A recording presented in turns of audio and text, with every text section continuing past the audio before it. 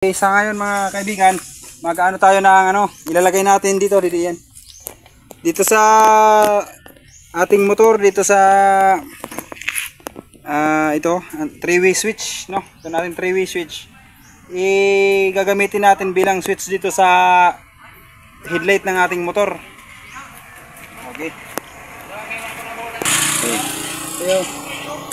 Okay, para magamit natin mga kaibigan ang switch ng ating 3-way switch, para magamit natin ito, para magamit natin ito,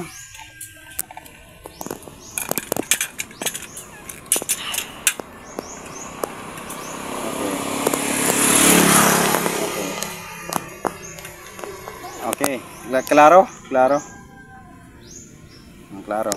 kita. Ang wires na ito na tatlo mga kaibigan ay mula sa ating 3-way switch, mula sa ating domino switch. Yung tatlong wires, yung kulay blue,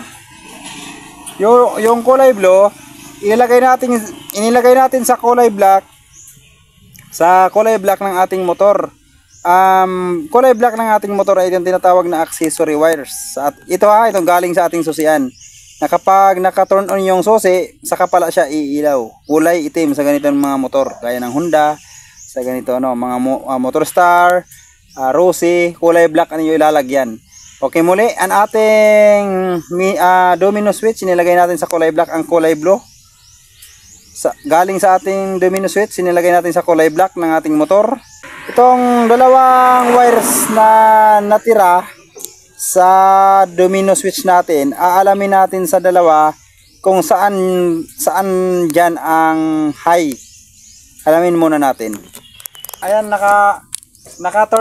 naka-high siya mga kaibigan, naka-high. Naka-high position. So hahanapin natin dito hanapin natin sa dalawang ito kung saan ang high. Kapag umilaw ito ang high. Pero kapag ito ang umilaw, ito ang high.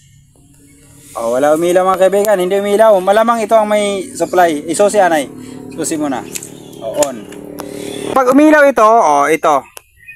Ito yung kulay black natin mga kaibigan. Itong kulay black, ito ang ating high. Ito ang high. So itong kulay brown, ito din ang ating low. Low. Okay.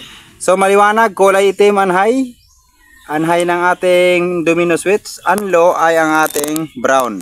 So sa motor naman natin, alamin na naman natin dito kung alin sa motor natin dito ang high. Kung alin sa motor natin dito ang high. Okay. Dito sa motor natin mga kaibigan, dito. Dalawa lang naman ito. Dalawa lang naman ito mga kaibigan ang wires na ito. Okay.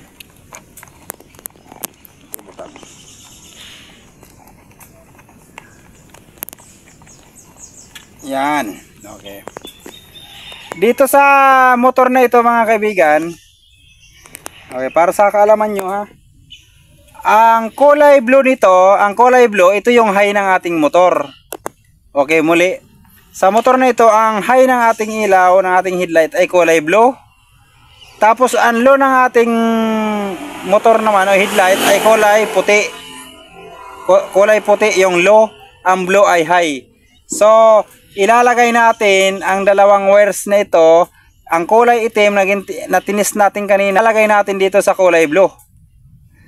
Kulay blue. Okay mga kaibigan, sa ganitong motor na mga bagong labas, gaya ng Honda TMX, ay kagaya din ng XRM 125 na walang switch ang ilaw. Once na pinaandar mo, automatic na siya magkakaroon ng ilaw. So sabi ng may-ari, magastos sa bumbilya ba, sa ating bulb, magastos. Hindi nagtatagal, palit ka ng kaagad. Kaya pinalagyan niya na sa akin ng switch. At ang pinili natin na switch ay ang 3-way switch. kapag kayo maglagay ng ilaw sa ganitong motor na gusto nyo magkaroon ng patayan o off yung ating ilaw, gumamit kayo ng tatlong wires. Ibig sabihin 3-way switch. Sa isang switch may tatlong wires. Okay. Ngayon, susubukan natin kung talagang tama ba ang sabi ko na yung puti ay siya yung low at yung blue ay siya yung high. So ilalagay na natin. Tapos subukan natin pagsusi at papailawin na natin. Sige na Mark, pailaw, susi daw. Adin high. High mga kaibigan, low. High, high, low, high, low. And then off. High, low, off. Oh, ganun lang mga kaibigan ganun lang sa direkta ng ating paggawa ng switch sa ganitong mga motor na galing sa kumpanya. Paglabas mayroon ilaw at walang switch. O ganito lang, gayahin nyo lang. Bili lang kayo ng 3-way switch, tatlong wires, isa ay itim, isa ay blue. Inilagay natin sa accessory wires ng Honda sa ating motor. Ang kulay itim ng ating motor ay accessory wires. Inilagay natin ang ating 3-way switch sa 3-way switch natin. Mayroon tatlong wires, mayroon blue. Yung kulay blue inilagay natin sa kulay itim para masupplyan yung ating switch. Supply ng ating switch yung mga kaibigan. Supply ng ating switch ang kulay blue. Tapos paglabas galing sa switch, magkakaroon ng supply ang dalawang ito. Ang dalawang ito na naiwan na dalawang wires, at nakita natin na sa 3-way switch natin, sa domino switch natin, ang high ng domino switch natin ay kulay itim at ang low ay kulay brown. At sa galing sa stock ng ating motor, ang high niya ay blue at ang low naman niya ay kulay puti. So ganoon lang mga kaibigan sa panonood. Maraming salamat. Pakisuyo na mag-follow kung kayo ay nasiyahan kayo at may natutunan kayo sa video ito. Follow and share and subscribe. Thank you very very much. Okay.